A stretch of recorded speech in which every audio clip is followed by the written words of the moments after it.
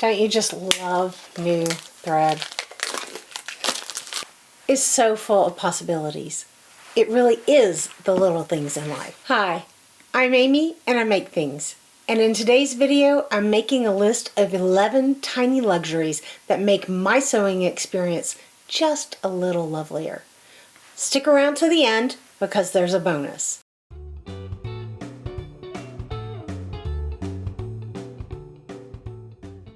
So much in our sewing rooms is practical or utilitarian. These are a few little things that just make it nicer to be in here. Everything that I can link, I will, and it's going to be a link-heavy post.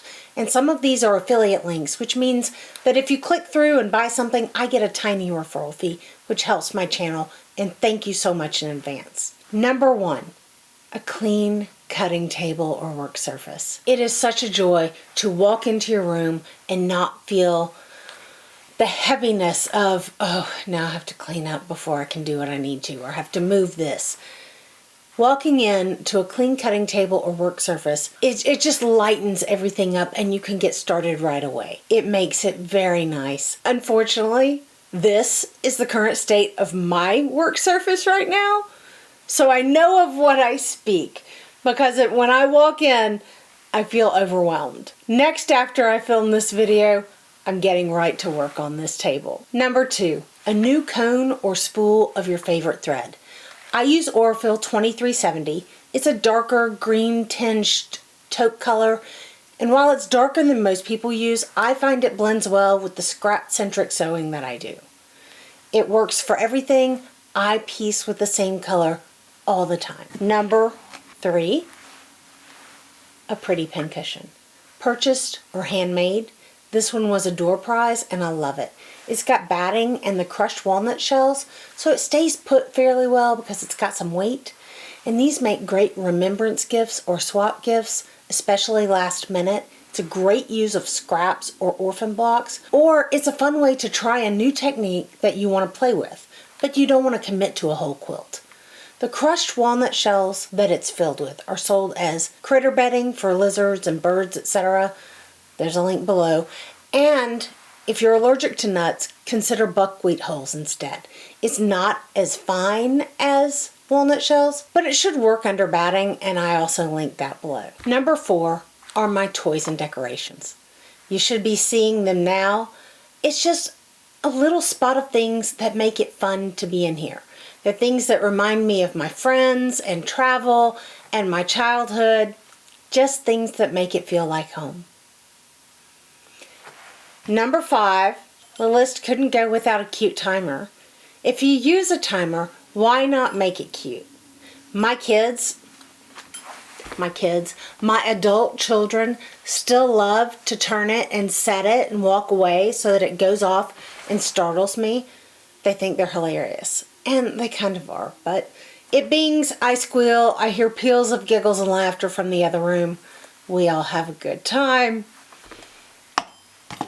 But if you are using a timer, if you're working on a deadline or trying to work through a project that you're slogging through, a cute timer can make all the difference.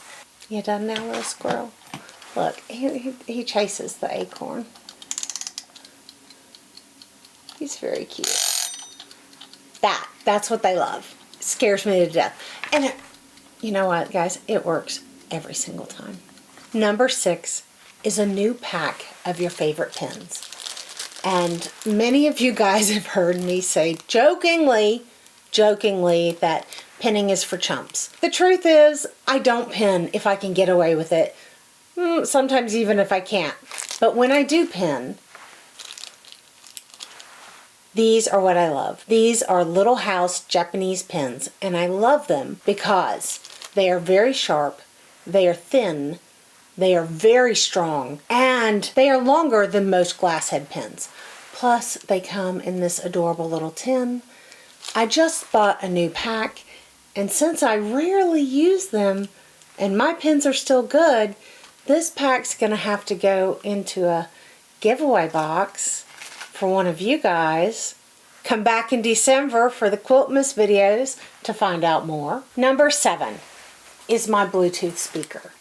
Now mine is retro, and oh, it's way overkill for my sewing room because this is the one that we use outside for the pool and gatherings. I didn't see the need to buy two. I have this one, I use this one. It's overkill for the room, but it's awesome. They make tons of cute little versions, and music or audiobooks always keep me company and keep me focused and motivated. In addition, or in conjunction with the Bluetooth speaker, is my Spotify playlist, or whatever other service you use. I have several playlists that I curate and change, some moody ones, but most of them are upbeat, and that helps keep me focused and keep me moving. Life's just more fun when you dance. Number 9 is a mug rug. I live in Texas, and I lived in Georgia before. Our drinks, and we put ice in our drinks, but they sweat. They drip water everywhere. So this is a necessity. Plus, I tend to drip my coffee as well. But I always have one. I've gotten them in swaps. This one I made. This one came from a swap partner in Australia. And of course it acts as a generous coaster, but also it's just pretty. And it makes me think of my friends who made them and the time when I made these for my girlfriends for Christmas gifts. It's just cozy. That's lovely to have that memory. Plus not have coffee all over my desk. And speaking of coffee and or tea, I used to microwave my coffee and tea all the time. Like reheating it because I forgot about it. Until I saw a beauty creator, Emily Noel, mention a coffee mug warmer. And she said herself, it's such a silly unitasker, but dang, she's right. I love it. And it works. And mine is Mickey Mouse. Of course it is, right? But they come in all shapes and all sizes. Some really cute ones. A lot of them that are auto shut off, which is a really handy feature to have. Mine has a light up, so I always just unplug it. Just safety first, guys. When I inevitably get busy sewing and forget that my coffee's beside me, this keeps it warm. And I don't have to drink cold coffee, and I don't have to go heat it up in the microwave. Number 11 is a nice notebook and your favorite pen.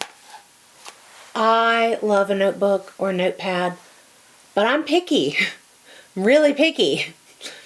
And the paper has to be just so. And for a kicker, I'm left-handed. So having the right notebook makes a big difference. These are favorites as they have this soft, flexible coil that doesn't bother my hand when I'm pressing on. I know you right-handed people don't know what I'm talking about, but you lefties, you know exactly what I'm talking about. This is very soft, it's flexible, it flattens out right under my hand, doesn't give me trouble when I write. But the real treat is a special accommodation for left-handed people, and the coils are on the right-hand side. So when I open it up, I write from this side to this side, and I feel just like a right-handed person. I know, you don't know what I'm talking about. That's okay. You lefties, you understand. The point is, a good notebook and a great pen. I like a bold, bright blue ink gel pen. This one has a metal casing. A metal casing, and it's refillable. Having a good notebook and a great pen is a real treat. I like to write because it clears my head. Okay, ready for bonus number 12. It's the one practical item. I get a lot of questions about the little red, which way am I leaning? Which way can you? Ah, there it is. About the little red scissor holder on my sewing machine. It's called Annie's Scissor Holster. I saw it at the Houston show last year and thought it was the handiest little item imaginable. It's like, it's like nothing. It's like no big deal, right? Just this little thing that sticks on my machine. But guys, it is so good. It's so good. It's just, my scissors are there. They're always there. I made a habit of always sticking them back there.